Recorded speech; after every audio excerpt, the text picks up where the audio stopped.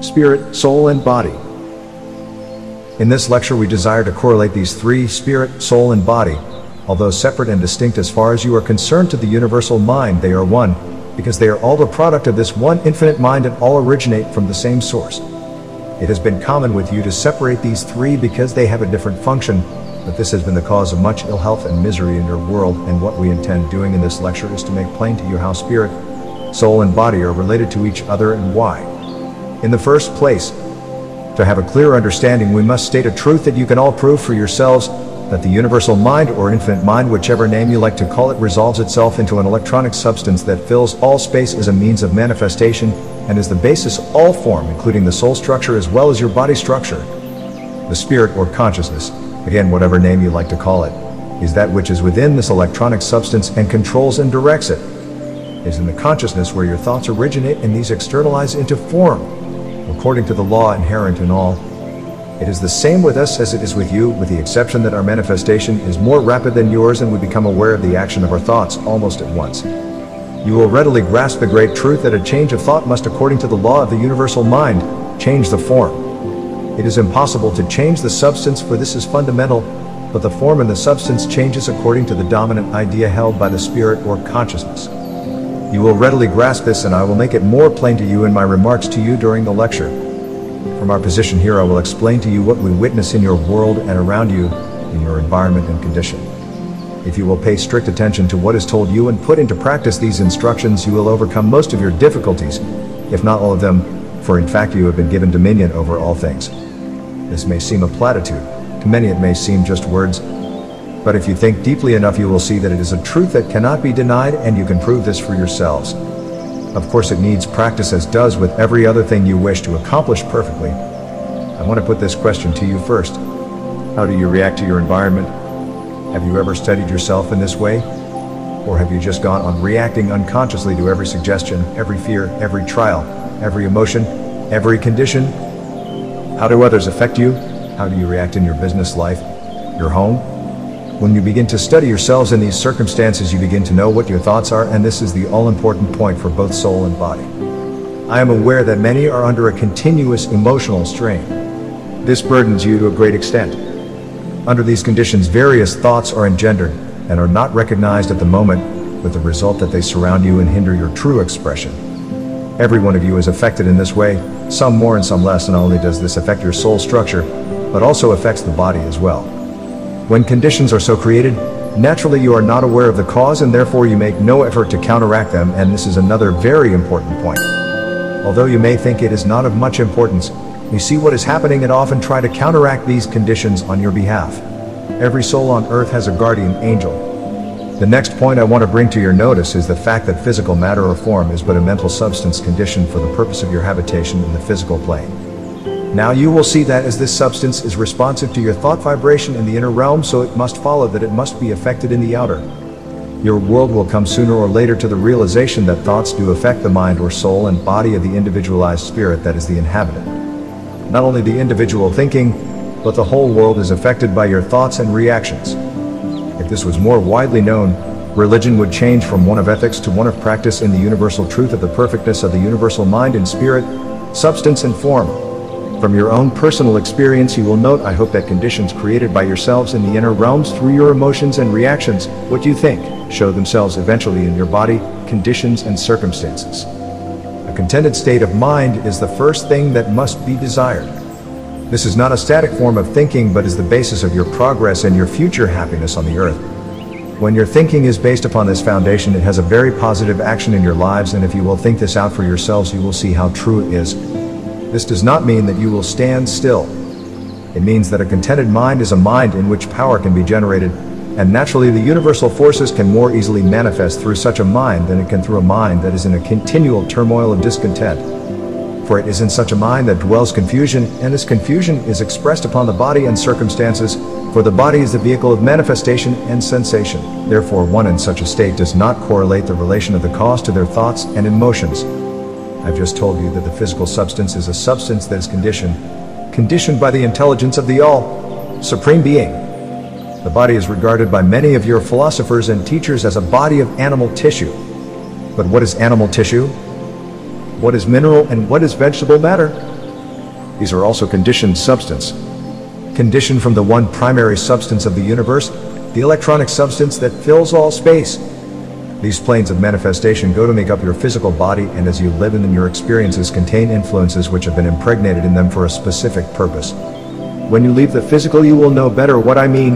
You will be able to see this great and wonderful mind of God at work in all planes below you. Yet there are many things that you will not know or understand, as we also do not know and understand. But we do know that all is a perfect scheme for a perfect purpose. Jesus said that there are certain things that no one knoweth, not even the Son, but the Father only. Your scientists have given names to the many elements that make up your bodies, and they have found out how these elements, groups, etc., work together. But they have still to find out that these elements change their formation according to the thoughts you engender through your emotional and thought reactions to your environment, etc. Yet all this is for a purpose, to lead you to the truth, that you have dominion over all these elements. At present you act upon them unconsciously and bring about conditions that are not in harmony with the scheme of life. Therefore you suffer, but through the suffering you learn the true law of life. When on earth, I was a very deep student of the ancient mystical works, some of which have been included in your Bible. Also I was a disciple of the Master himself, and his wonderful words of truth. Love your neighbor as yourself. Love casteth out all fears. His theme was love, and how true it is that when one loves divinely without fear or jealousy, harmony is established in the elements, and they form to coincide with the divine scheme throughout all nature, and thus a perfect state is always in operation. This was and is the salvation of the race. The Master went to the core of things, and by his simplicity gave to the world the secret of true happiness and everlasting life. In the physical plane there is an instinctive principle in operation designed to carry out the divine decree. Yet this instinctive principle is affected by the thought of the individualized spirit inhabiting this instinctive plane of action. And this must be so because of the fact that the individualized spirit is given dominion over all things. This principle will assert itself to maintain its equilibrium according to the divine decree, and that is why many of you get better in spite of your reactions to your environment, to people, events, and conditions in your lives. The cell life of your body has an intelligence, a predetermined knowing of the infinite, as I have heard our beloved brother here express. This was an entirely new phrase to me. The origin belongs to him, but it fits into the scheme so well that it must be taken as an absolute truth, and describes in a few words the wonderful divine nature that exists for your benefit as well as for ours. I would put it this way to you. The body is called animal tissue, but in reality it is a mechanism created by the intelligence, revealing an instinctive principle founded upon definite universal laws, for the universe is one whole, and what pertains to a part must pertain to the whole. Therefore it is universal in nature. The food you eat and the air you breathe are all harmonized by this intelligent action which makes your body function. The instinctive principle functioning in your individual body can be upset by habits, thoughts, emotions, which are not in accordance with the nature of the divine, and we can readily see when we inquire what is the divine nature like. It is harmony. Call it peace if you like, strength, love, contentment, etc. You all know now when you identify yourselves with this divine nature, it will externalize itself in your lives. Habit is perhaps the most difficult to overcome, because habits are the result of a repeated process that becomes established in the individual. The remedy is not to rebel or feel inferior because of any habit, but to rise to the level of your divine nature, and the habit will fall away automatically. Jesus taught us how to identify ourselves with God, the Father of all, whose divine nature is made manifest in all he has made. The religion of Jesus was the re-identification of ourselves with him who created us in his own image and likeness. But I regret that this religion is not taught in the places where the Master is most spoken of. What I have told you is true, and if you will practice this simple method, your soul will be developed and strengthened, and your body developed along with it. In Psalms 123 you will read these words, "His delight is in the law of the Lord, and in his law doth he meditate day and night. And he shall be like a tree planted by the rivers of water, that bringeth forth his fruit in his season. His life also shall not wither, and whatsoever he doeth shall prosper." Here then is the way. Remove fear, anxiety, doubt, and limitation, and all such things, not by denying them, but by knowing what they are. The real is not the result of your actions or thoughts. Reality exists eternally and will be established in you by your meditation and practice of the law of life. The truth of the Christ that Jesus taught was the truth about yourselves. You are not traveling on a road that has not been tried before. Not one of you is perfect in yourselves, but in God, all things are perfect. There is ample proof that by yourselves you will stumble, but you will never fail. This is made possible by the Christ within you. Failure is impossible with God. When you realize that your so-called failures are but experiences on the way, you shall no longer fear or become dismayed. Instead, you shall move forward fearlessly, knowing that the beginning and the end is God. The Father and I are one. You keep on going forward with this firmly established in yourselves along the way that has no ending, no beginning, infinite expression in the infinite mind. From one victory to another, from one glory to another. Then you know that spirit is triumphant and eternal. Soul and body are the substance of the mind of God, where the consciousness or spirit is continually expressing itself. That spirit is now, and now it will always be. It will be now in 1,000,000 years as it is now, yet the expansion of your individual consciousness is now, and will be an eternal expansion.